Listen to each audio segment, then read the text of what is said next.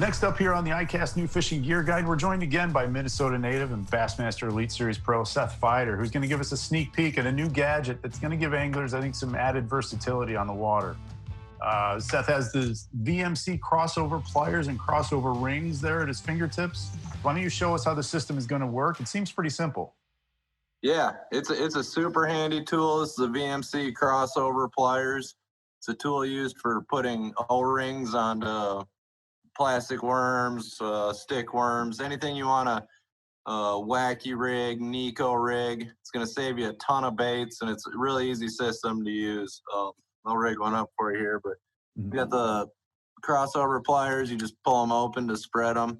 They come with this pretty cool little compartment on both sides of them. You can pop it open, holds extra O-rings and stuff in there. So it's kind of a combo deal. And essentially you just take the O-ring right over the tip of the pliers and then basically just pull them open,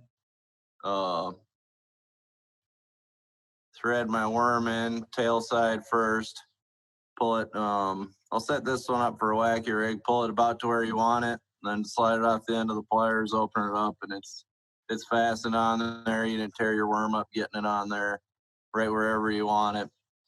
But I think I could even do that. That looked pretty easy. So any plastic you like whacky rigging or Neko rigging, we got one that'll fit you.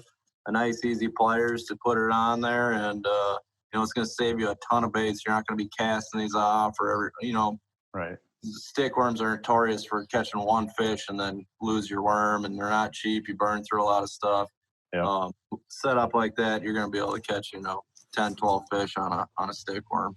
Well, that's a pretty clever system, and I got to hand it to the guys at VMC with the new crossover pliers and crossover rings. Seth, I appreciate your time taking us through the tool. Wacky riggers rejoice. Help is on the way.